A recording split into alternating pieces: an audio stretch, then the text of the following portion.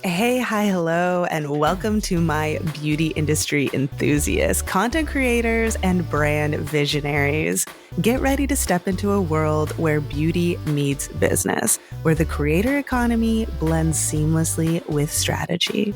I'm Sonia, and this is Lip Service, the podcast. We're about to redefine the way that you think about the beauty industry. From the boardroom to the makeup room, we're leaving no stone unturned. Lip Service is your backstage pass to the beauty industry's best kept secrets. Now take out your notebook, fill up your emotional support water bottle, and swipe on your favorite lip gloss. Let's get into the episode.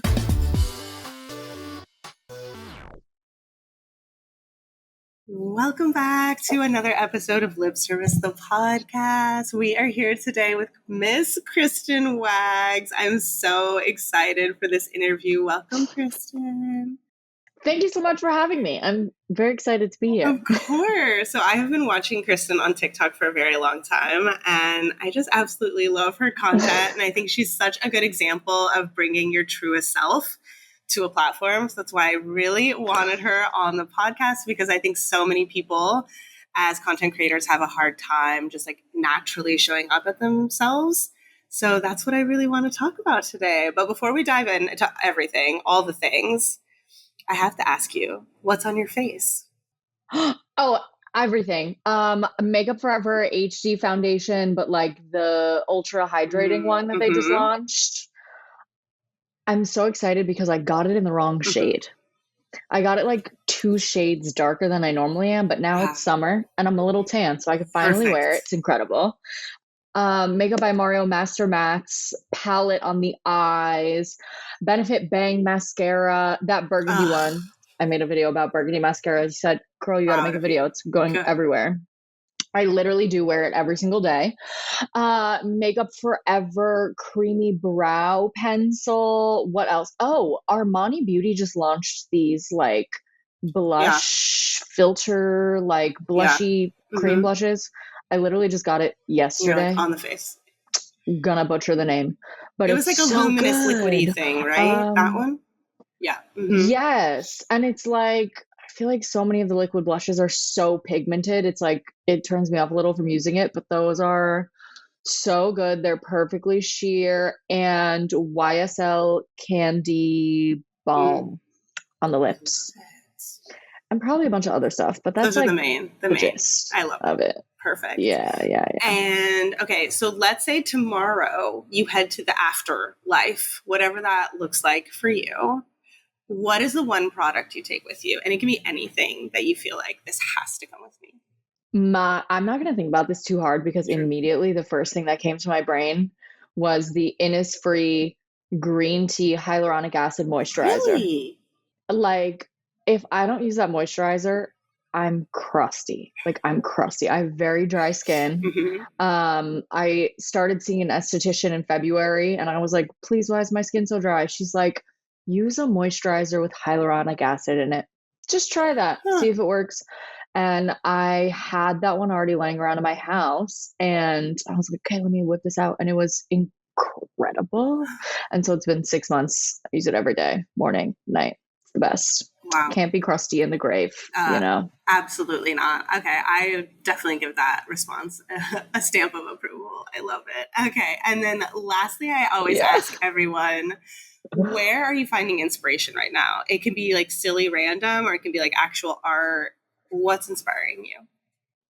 I'm a big chronically online individual, which we'll probably get into. Yeah. So I watch other people's content religiously, which is really fun. But I think that's like the double-edged sword of being chronically online is like, there is so much inspiration and there's so much to see and there's products and trends and latte makeup, tomato girl, strawberry face.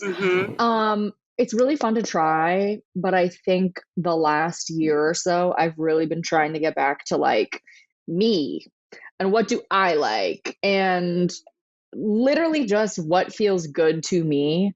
So this sounds very Leo of me, but I feel like I'm trying to draw inspiration from myself of like, all of this is trending. All of this is cool. It looks great on other people, but like, what will I do? Yeah. for sure. It's harder than it sounds. It definitely Yeah. is. It definitely is when they're, I mean, I think two things I have going for me in this category is one, I'm older. So like I'm turning 39 in a few weeks. And I do feel like That's still so young though. It is. It is. But I mean, like, in terms of like people who are online world, right? It's like on the oldish side for sure. And two is that I've lived in New York for so many years now. I think I'm like around 16 years that I think you just like cultivate a deep sense of like, yes, I like this. No, I don't like this. I'm not impressed by Hailey Bieber. I don't care for the aesthetic, right? But like I know that deep also, in myself. like walking down the street in New York City is like the best. I had to go back for a shoot and I was there for 6 days, like a month ago. And I was like, wow, I forgot people walk around on the street outside here. And you just see like 19 different vibes in 4 minutes. It's really nice. It's really great. Okay, well, thank you for that. I love it. So let's get into the episode. Okay, so Krysten, I feel like I originally found you for something that was in the beauty world, but now when I'm reviewing your content, I feel like, and I don't personally like this title, but like lifestyle, right? Like you're just vibing online, which I appreciate. How would you describe yourself as a content creator? Like what arena niche are you in? This is very funny because people ask me this all the time. They're like, what kind of content do you make? And my response is always just, I'm just living life. Like, truly. I'm just living life. I am a really girly girl. So I love makeup. I love fashion. I love clothes. I love skincare. So that tends to be a really big part of it. But at the end of the day, I'm such a whole person and I have a lot of interests and weird things and I like to giggle. And then on the business side of it, I feel like at the end of the day, social media is an entertainment platform, no matter what lens you're looking through, no matter what social platform or app you're working with. So there is a degree of like, whatever you're doing, whatever life you're living, there has to be some element of entertaining other people. I also love food. Like, again, I'm a human, I eat. So like it's a lot, but I think that's what's really fun. And I was really inspired by Emma Chamberlain and like those lifestyle YouTubers. And I mean, I think we've all seen like Alex Earl blow up and the evolution of Monet McMichael, where they might start in this very product-based recommend makeup videos and then people are like, well, I want to see everything else. So I'm like, we'll just cut to the chase and I'll just show you everything else. Yeah, I love it. I mean, I don't know how you feel about this, but I always tell people there's no such thing as just like a lifestyle creator. When people put the word lifestyle in their bio, I'm like, what does that even mean? I appreciate people who are like, this is my lifestyle, but is very much like with a point of view. And I think you have that in the fact that you're always referencing you're from the East Coast, like you look at things differently in LA, like you're absorbing it in a different type of way. You're really like putting your flavor on it. So even though like lifestyle might be like the category, you're very good at like perspective.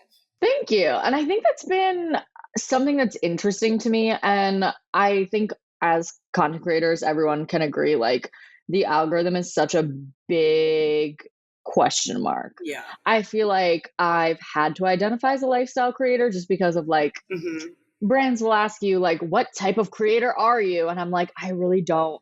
I never wanted to niche down because I was like, if I get locked into one thing, like that's it for me. Like I get bored very easily. I like to chat. So I'm like, I don't think I could do any of these one things, but sure, I'll check off the lifestyle box. But the whole like East Coast, Los Angeles thing has been very different because even content creators on either coast are very different and the type of content they make is very different. And it comes down to just events and day to day and what you do. But I notice that every time I'm on the East Coast, my content performs better.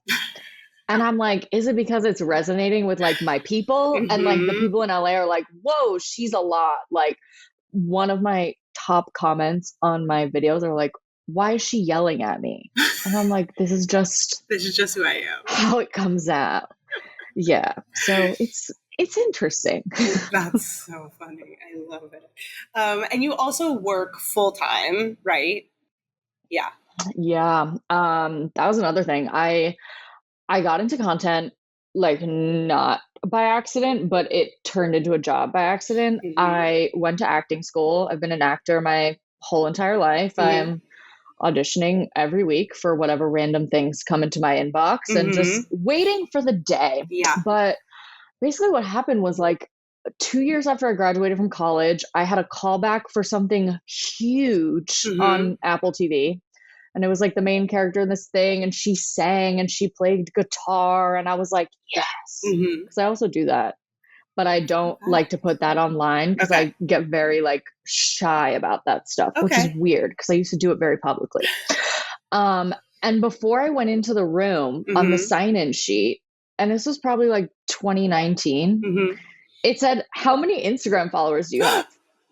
And I was like, whoa, none. Like at the time I had like 1,000 followers, just like people I knew, and I did not care. Like I just didn't care. And then this like looming cloud just over everything that I did was like, get a following, make content, make your own. And when you're an actor, like everyone in the industry will tell you like, do it yourself, make a web series. But like, that's so expensive. And it takes so much time. And like, when you're an actor, you're broke and you don't have time because you're working like 11 jobs.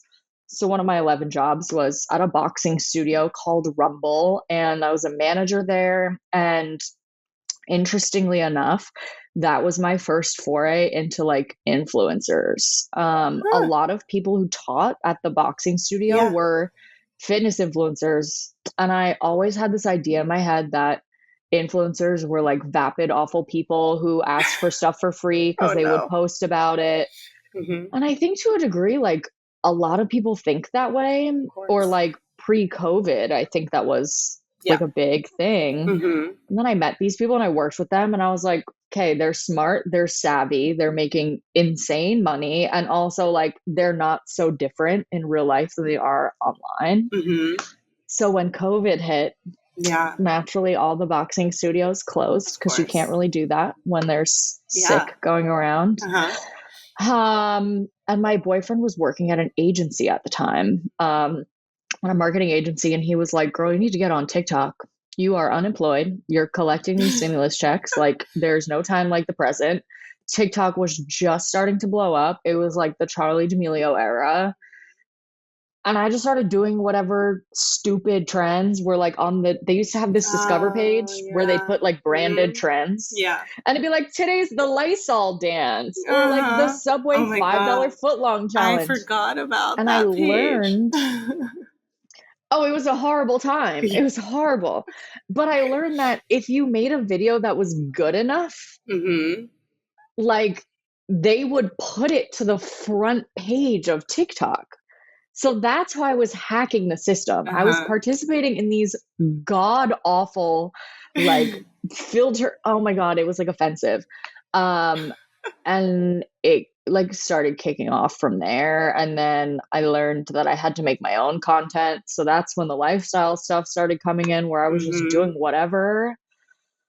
Long story short, I started a small agency with 2 guys I met on Clubhouse. That didn't work out, but they're very, very talented. And I hope they're doing like something fun and kooky, but we were just making TikToks for like tech startups.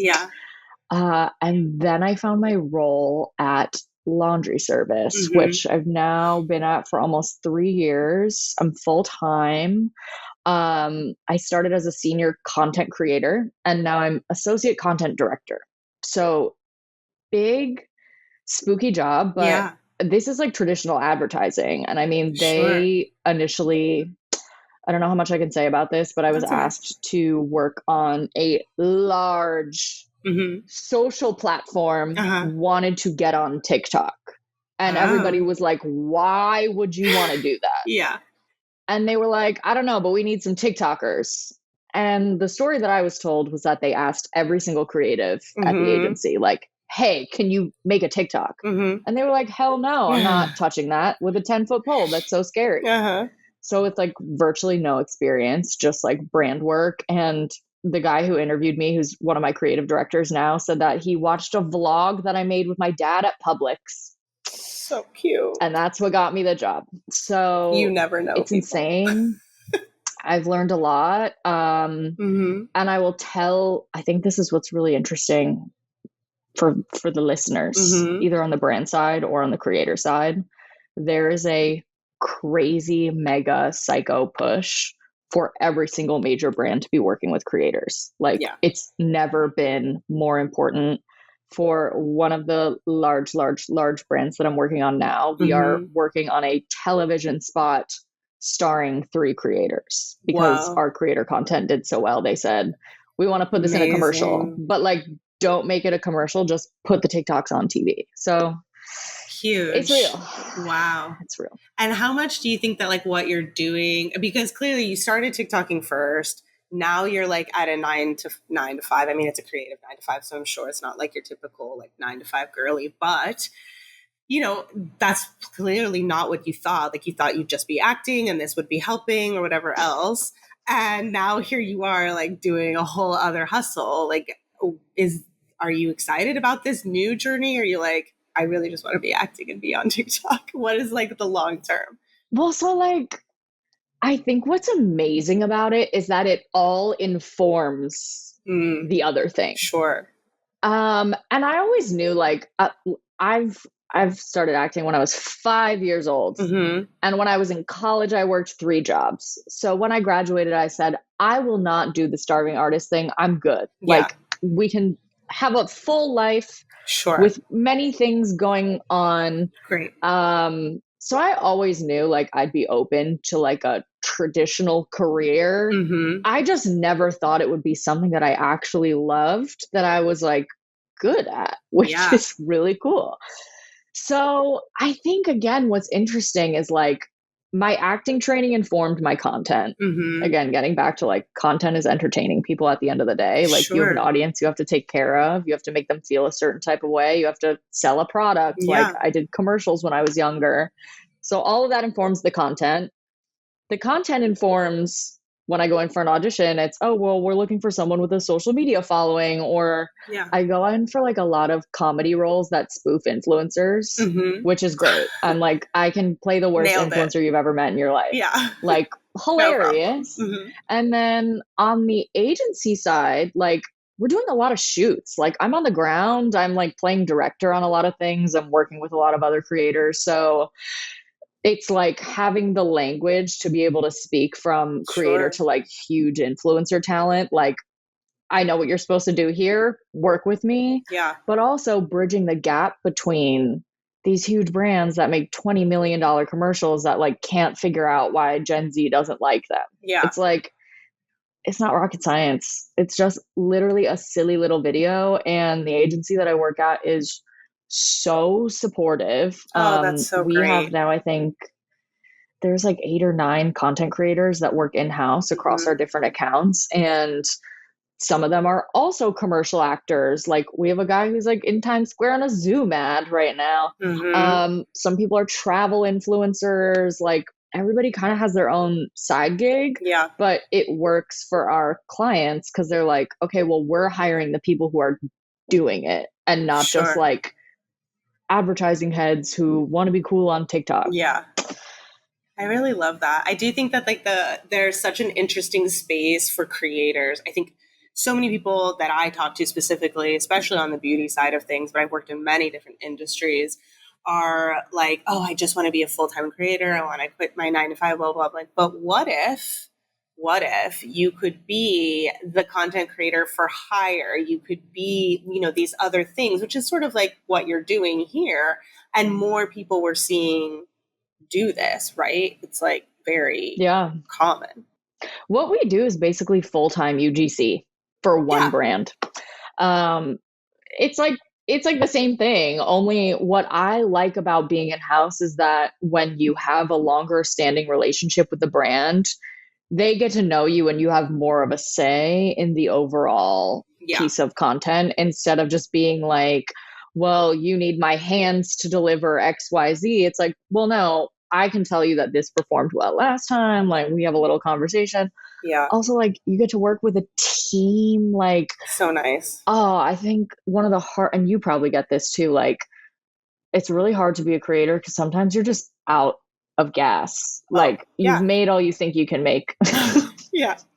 You're like, what now? Like I'm literally out of ideas. But the good thing about this job is like I'm around copywriters, designers, art directors, like just other people all day who are online, and like we make little videos in the office, like, and it's just cool. You just get inspiration from other people, but it's like you gut check, bounce stuff around. I've talked to a lot of creators who are full-time in probably the last year who are interested in something full-time. Yeah. And I think I'm a huge advocate for it for a bunch of reasons. Same. Salary, but also like when you have the salary and the safety, like you get to choose your brand deals. You don't have to say yes to everything. Yeah. Yeah. And then you only make what you want to make. So you're not like forced to be like, hey guys, let's put on this blush today, because then your audience is going to be like, this feels desperate and weird. Yep.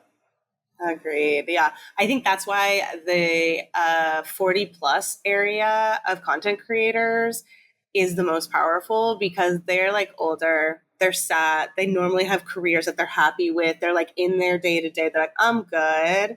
So if a brand wants to pay me for this, like, first of all, I'm off the rails. I'm going to create whatever style of content I want. Like, who gives a fuck? Like, I'm hanging out. 2, if a brand wants to pay me, great. Yeah. And if they don't, I also don't care. Right. Like, it's that freedom that like sets you free. Like, you're truly can do whatever you want.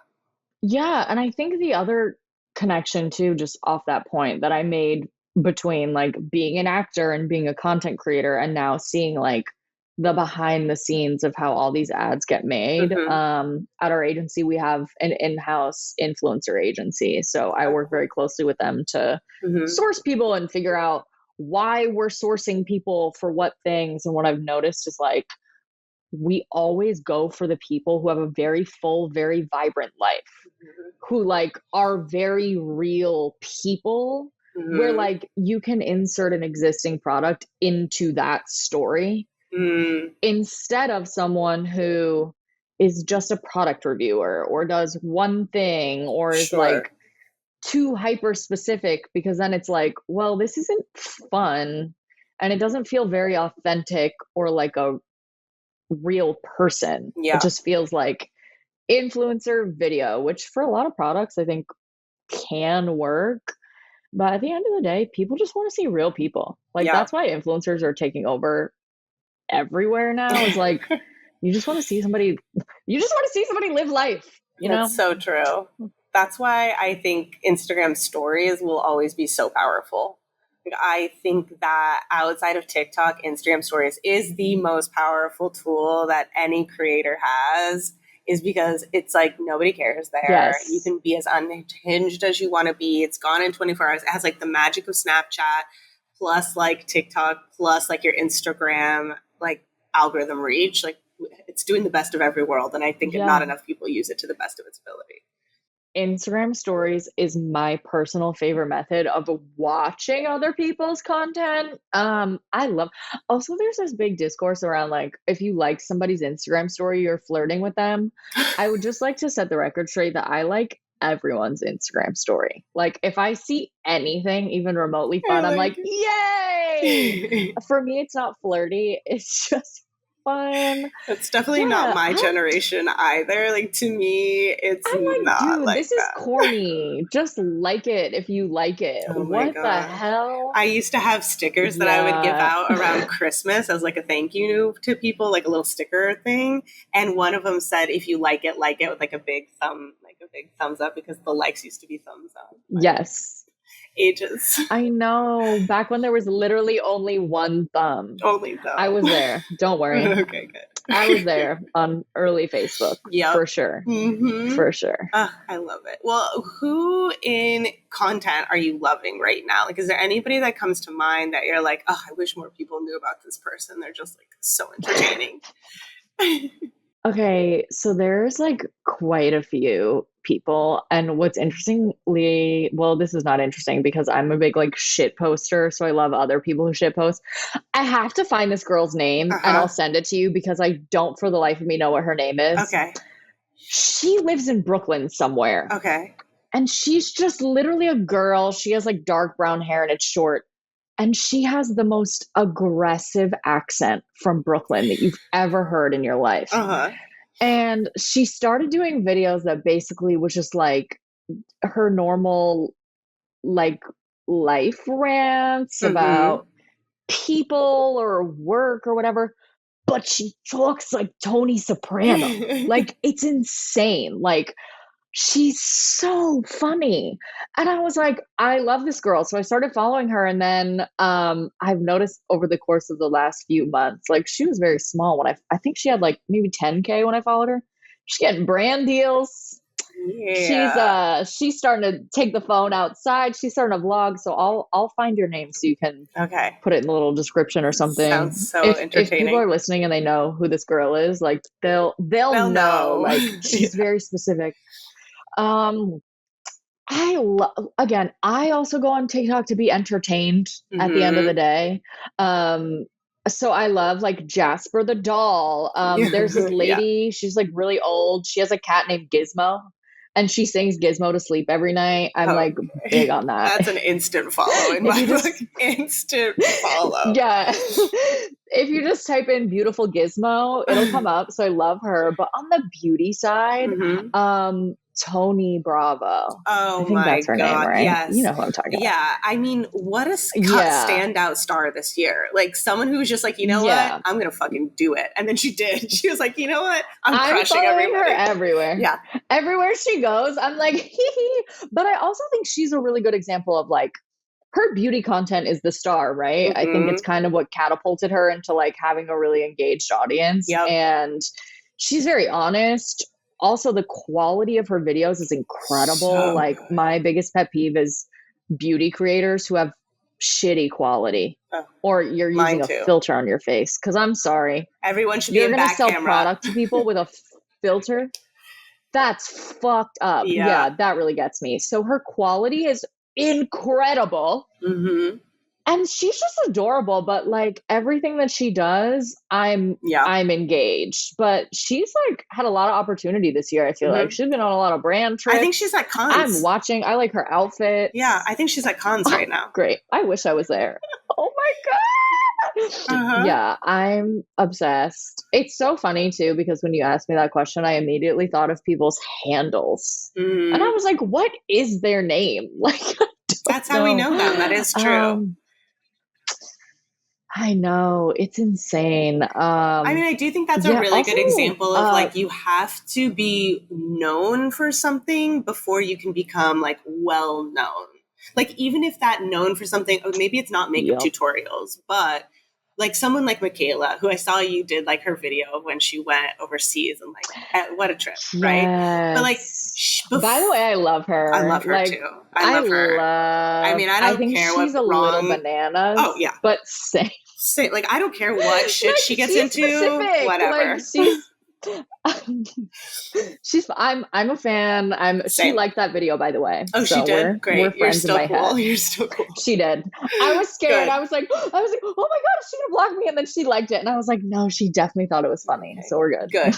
Good. But I mean, if you think about someone like her, like, she becomes well known for something, and it's not necessarily her makeup tutorials, because she's, at the end of the day, like, she does good makeup, but she's not like reinventing the wheel. Like, she's just doing good makeup. It's her personality. That is what like people latched onto. It's not that like, oh, she can do a cut crease or something stupid like that. Like, it's her delivery. Exactly. So you have to like really let it out. There's another creator that I just thought of because I was like, what's his name?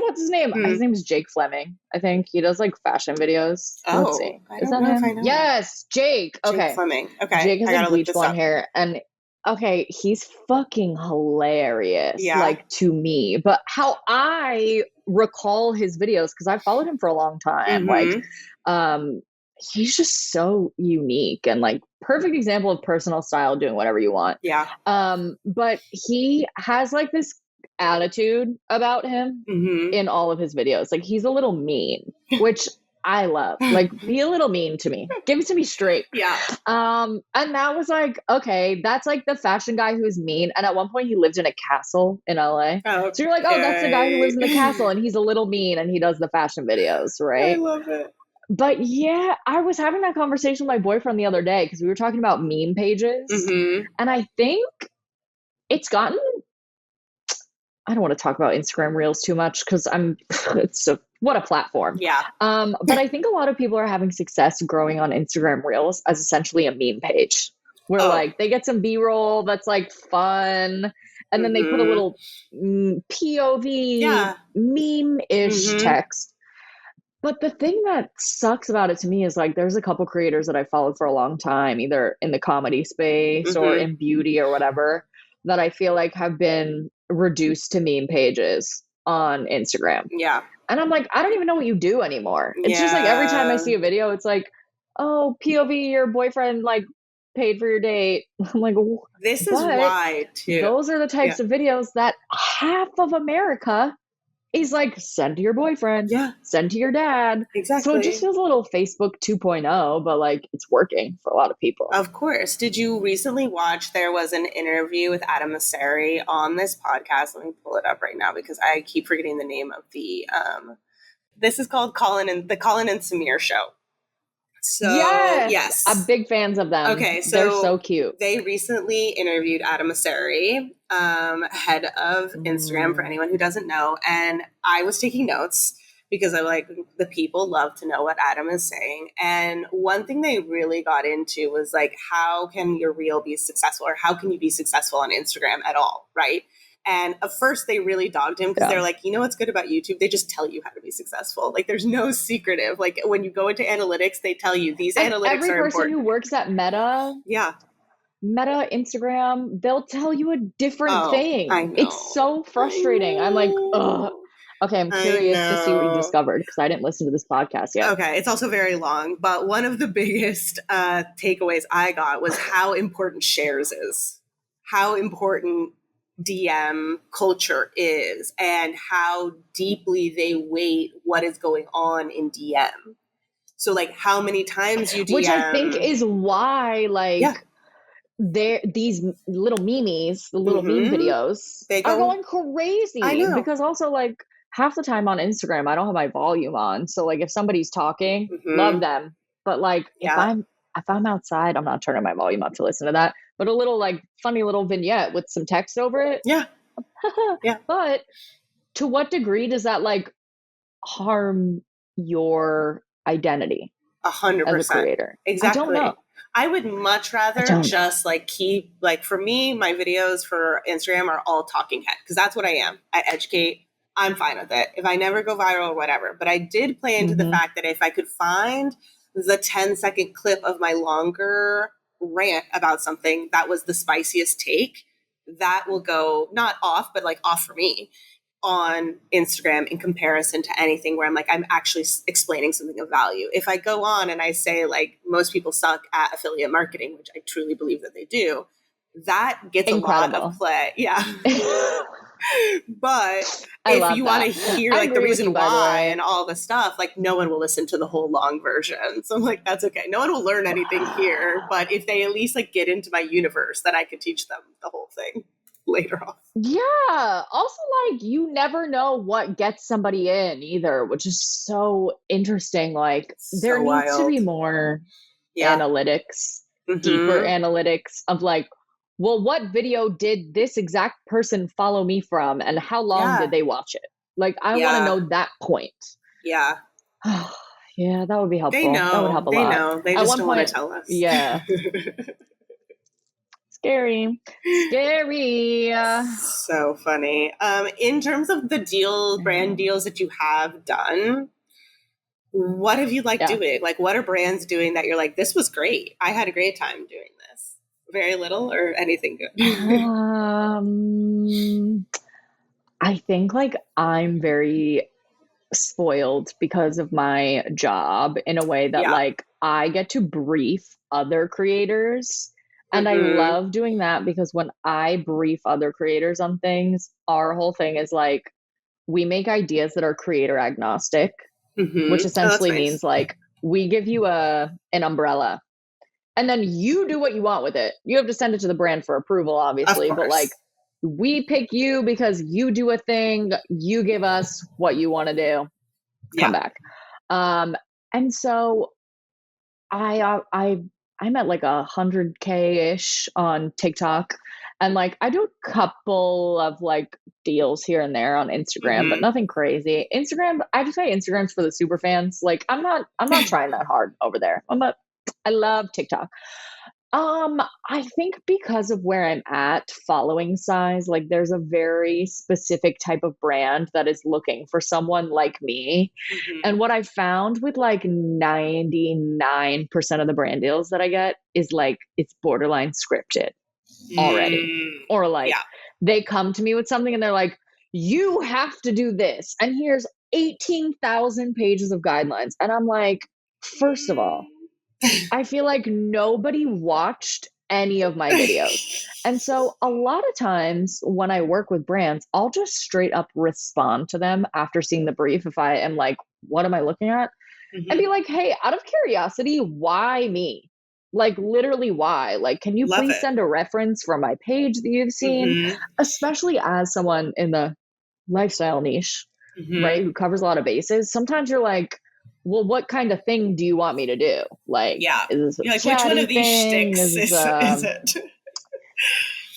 Yeah. So like that is a little frustrating to me. And I think the other thing is a lot of times you don't see the creative until you sign the contract. So like there are some, and I think the biggest thing that I've done is not a brand deal, but everyone has seen it. And I don't think this will like reach a ton of people, but I've done a lot of work with TikTok Shop. And I think if there was one thing I could take back, it would be that, unfortunately. Like, your face went really everywhere. big.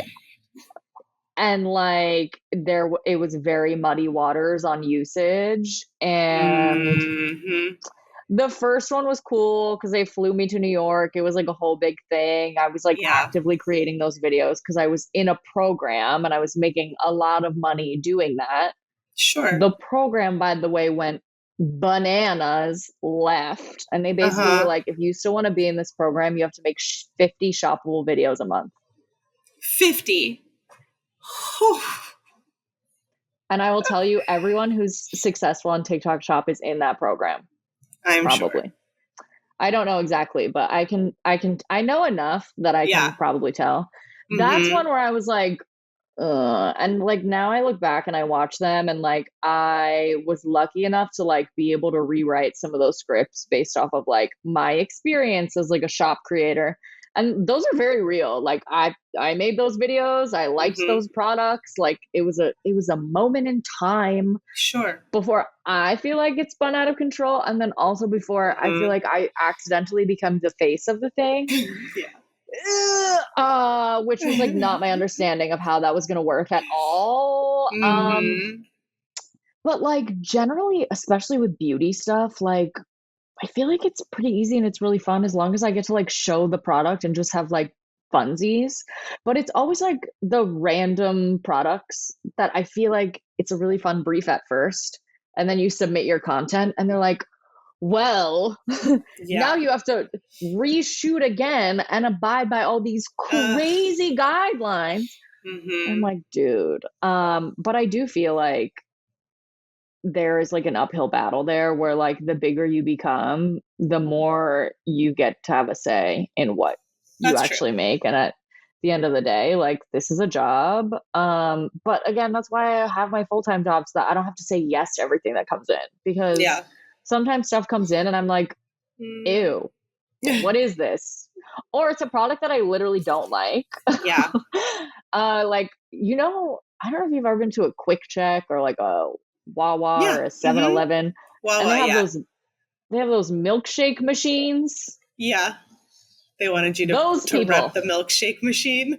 They said, hey, Krysten, we'd love for you to do so. And it was like an insane amount of money too, like several thousands of dollars. And I was like, oh, but I responded to them and I was like, guys, I'm going to be honest. Like these make me sick.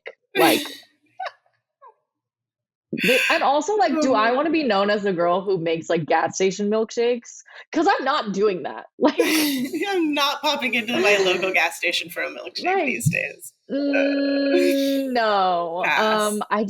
I'm literally in the midst of filming a really fun one right now for like a low sugar ice cream. And I have to say, it's like probably the most fun brand deal I've done in a while. Like, they let me be funny. The ice cream's really good. So be on the lookout. Big fan of that ice cream. Yeah, brand deals, I'm a big like, if it works, it works. Like, if it's not working. Yeah. I mean, going back to like your TikTok shop experience, I know now you probably, from what I saw recently of your content, you're not linking that much to TikTok shop. What is your like overall like feeling on, because you are seeing a lot of stuff come in on the brand side, which is completely different viewpoint of TikTok shop and a creator. What are the vibes out there? Like, what do you think is going to be happening? What is your personal hot take on it? I think every creator, especially those who are my size or larger, has had a similar experience with TikTok shop. And there's actually a very fascinating conversation happening right now. There's a creator, I think her name is Chanel, and she was like the face of Kimchi Beauty for a while. She was a girl who, like, anytime Kimchi Beauty went live, she was doing the live, and she was incredible. Like, this girl's probably selling like hundreds of thousands of dollars worth of like stuff. And she had been doing content. She made a video about this. I can send it to you, but she said she had been doing shoppable content for a separate brand. And long story short, in the TikTok platform, you can see how much money you've made off the thing. Like, I have a Free People tank top video that I love that tank top. I'm obsessed with that tank top. I love Free People. They did not pay me any money. I literally already had the tank top and I saw that it was in shop. And at the time, I like owed TikTok X amount of shoppable videos for this like program I was in. So I was like, oh, I'm going to make a video with that today. I'm already wearing it. It did like 2 million views. And the first week, I pocketed like $3,000 from that tank top. And that's amazing. Every day, this video is a year old now. Every day I open my TikTok app and at least like 2 people buy the tank top. So it's crazy. Like, the money is definitely there. I think it's the most successful affiliate way in terms of like actually converting people, because it's right there and it's easy and they don't have to leave the app. But back to this girl, she's saying, she's seeing that she sold hundreds of thousands of dollars in product for this thing, which I believe, because her content is incredible and people buy stuff from her all the time. And they ended up having an event or something, or like asked her to do something, a video, and she gave them a rate and they said, we don't have the budget for this. And she said, what do you mean you don't have the budget for it? Because I just saw how much I sold you, which is like 80,000 times the budget. And I think what I've noticed is that a lot of brands are trying to cut corners by working with influencers on TikTok shop, where they're saying, 100%. We don't want to pay you. Just do this and there's a chance. And that really has turned me off. And like, I don't want to name names, but a lot of brands in the beauty space like don't want to include me along with their other influencers, despite having like literally converted a ton of sales for them on TikTok shop. But because like I'm not huge, like I don't get invited to the events, like I don't get those invites, like I'm not at events because I don't get invited to them, like straight up. And like I remember one time I met an influencer that I had been like mutuals with for a long time, finally, and she's like, why do I never see you at events? And I'm like, girl, because I don't get invited to them. Like if I'm invited somewhere I will go, but like that was the big thing to me that was just weird. Like for a brand that was sending me stuff to make content on TikTok shop, they had a few parties for influencers. I'm not talking about trips. I'm just talking about like parties. Wasn't invited to any of those, but they had a pop-up that was a food truck where you could get a discount on their products. And they said, you're more than welcome to come to our food truck and buy the product. And I was like, rude. Like I'm actively selling you stuff. I 100% agree that brands on TikTok shop are seeing that there is a big amount of space between a savvy creator who understands pricing and affiliate and commissions and brand deals, and an emerging creator who's like, this is fun, right? Because, and I know this for fact, because one of my number one videos that continues over time, months and months, to continue to get traction in comments is, how do you price Spark ads? And the number one comment I get over and over again is, I already gave them my code. Can I get it back? Oh, no, you can't. Oh my God. Always. Wait. For 365 verification too. And I'm like, no. Literally my insides just like melt. And I'm like, because people don't know any better. And brands are like, yeah, just give us the code so we can heat up your content. And could you just select 365 days? I'm like, you literally just gave away the right to your face and any money making for a year. Well, and also with TikTok Shop, what they don't tell you is that there's a thing called, and I don't think this is connected to TikTok Shop. Sometimes it's TikTok Shop, sometimes it's Pulse.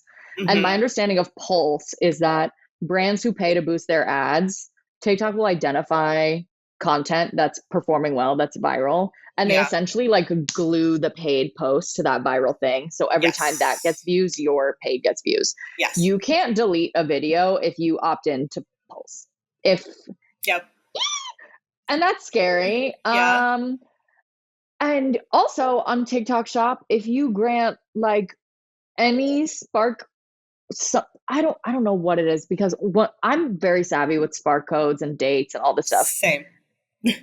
After a certain amount of dates, like there's some TikTok Shop videos they will not let me delete from my page. Yep.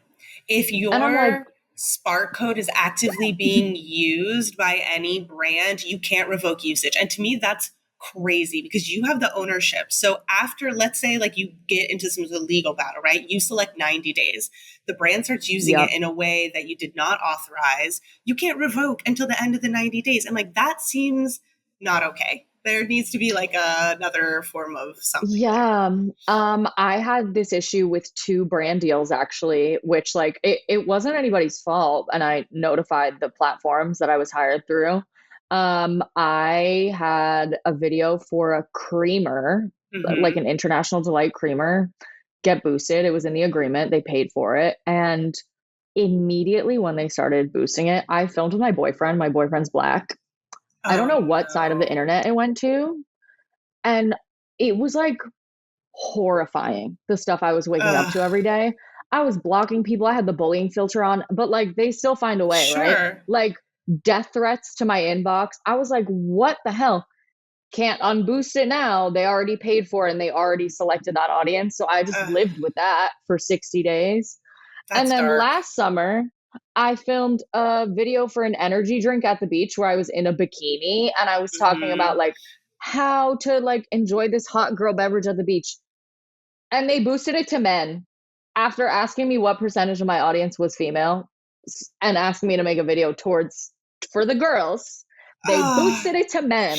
And every day for 90 days, I woke up to, you're fat, you're hideous, hot girl wear. Like I literally was like, I've been on the internet for a while. I know these people have no profile pictures. It doesn't bother me. But after a while, you're kind of like, Jesus Christ. Like, and the brands don't. And this was a big conversation with like Dylan Mulvaney and Bud Light of like, Dylan, what a precious that was so upsetting to me that they didn't even apologize to her. Like, and I'm not saying this is like on the same scale, but I'm like, if you boost a video to an audience who's bullying your creator, I don't believe that you don't see those comments as the brand. And if you don't see those comments, you're not doing your job. And like, that's crazy. And just like nobody ever reached out to be like, hey, we're sorry that happened to you. Those are really dangerous. But TikTok Shop though, I think it's a great way to like earn money if you need it. But honestly, it isn't even really anymore unless, and I just like did recently some videos about this, but like the difference between a TikTok Shop creator and just like a creator who's on TikTok. And that's something that just emerged in the last 6 months, less than a year. was there the invent of the TikTok shop creator, which is literally people who get up and hustle TikTok shop products. They do not care. Because and that's they're no probably judgment. also in this program with TikTok that says you have to, and the other thing that really sent me over the edge with this stuff is, first of all, I don't know if you've heard this from any other creators who have done shop videos. I don't know where they sent my email to. Every single day, I wake up to 450 emails in broken English. Hello, dear. Please promote GQQ bodysuits. Insane. Yeah. And then, oh my God. Oh, I had something else on the tip of my tongue, but basically it's just a fucking mess. I haven't made a shoppable video in... The last time I did one was because a brand that I love, shout out to Color Wow Hair. I'm a huge Color Wow fan. I use Color Wow everywhere. Color Wow all over my hair. They were like, hey girl, can you please do a TikTok shop video for us? And also we will pay you. I was like, yes, this is how it should be done. This is an influencer partnership that is also shoppable. And then we can all track the sales. So good. Fantastic. Oh my gosh. Shout out to Color Wow. Shout out to the team. Okay. Those are my girls. Love it. I do love Color Wow. Their products are very effective. I will say they're good. They're very effective. Products. They're just very expensive. Oh my God. But that dream coat is worth it. And it lasts me for like 6 months. So that's my one plug of the day. Amazing. I love it. So good. Well, you have so many good nuggets for people, and from someone who's like seeing both sides of stuff, I just like really love, and I think people value that opinion so much. If you could give like advice to anybody right now who has much smaller following than you, 5, 10K, what's something that you would like want them to know? Make the content that you like to make, because if you get stuck making content that you hate because it's doing well, you're going to have to wake up every single day of your life and do something that you hate. And then you're going to be like, fuck this, I'm not doing it anymore. Yep. So if you make something that you love doing, that even on your worst day, I tell everyone this, I'm like, if you have the stomach flu and you're in the hospital, can you still make this TikTok? Yeah. And for a lot, not like in the hospital, but like, would you make this TikTok if you were ill? Yeah. Or just like on a bad day, you know? Make what you like, because that's it is a marathon, not a sprint, and social media moves way too fast. But do not pray for the 15 seconds of fame, because it'll be over and done with. Yes. Slow and steady wins the race. I agree. And I always tell people, be very careful hopping on trends, because if you do go viral for a trend, you're stuck. You're stuck with that. That's it. There you go. And then you become that thing, and then you hate it. I know. And be careful exposing cults, as Krysten knows. Oh yeah. I'll let you guys know how that fares for me. Right now I haven't gotten any like really bad things. Okay, good. Just some minors. It's minor. No celery juice for me, I don't think. But you guys have fun with that. Well, thank you so much for your time today. I really appreciated talking to you. It was so fun. And I know the audience is going to love it. So I really appreciate it. Thank you. This was the best. Good talk. Good. Thank you. I'm so glad. And thanks for everybody for listening. Make sure to follow Krysten Wags both on IG and TikTok. And we will drop all of her links and recommendations in the show notes. Thank you. Bye. Bye, guys.